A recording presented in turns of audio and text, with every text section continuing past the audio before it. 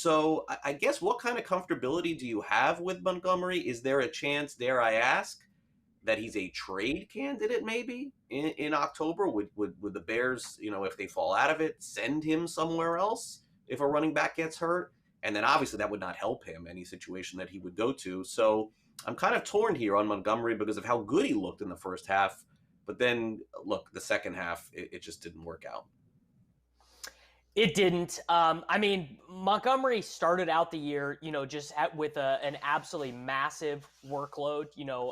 Over 80% of the snaps in two of those first four games, multiple 20 carry games. He actually ended the year the same way. The offense just really stunk. Montgomery did provide a lot of fantasy value though because he was working as a receiver. He averaged over 6 targets per game the final 6 weeks of the season. I mean, if he retains that role, his ADP is definitely far too low. I mean, in 13 games last year, he racked up 51 targets, scored 7 touchdowns, got 225 carries in 13 games is a lot.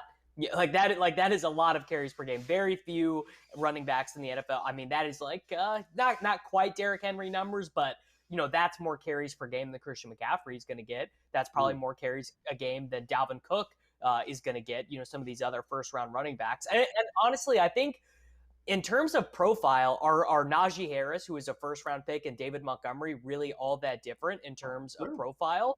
Like if Montgomery is going to be getting 4, 5, 6 targets per game, that's basically the role that we are projecting Najee Harris. And the Steelers do not have a good offensive line. Now the Bears are probably even going to be worse on offense than the Steelers, right? Because the Steelers have Deontay Johnson, Chase Claypool, and George Pickens. And the Chicago Bears definitely do not.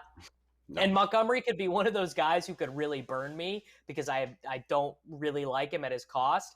But if he just stays healthy and the Bears are bad but not horrible, right? Big difference between being a bad team that goes out and loses kind of tough, kind of like the Texans last year. Like the Texans were bad, but they weren't pathetic. But if they're more like the Falcons were towards the end of last season, where the Falcons weren't even trying, they're down 20 points in the first quarter. It's just all bad. Then Montgomery is, even with 15 touches a game, he's not going to be a guy you want.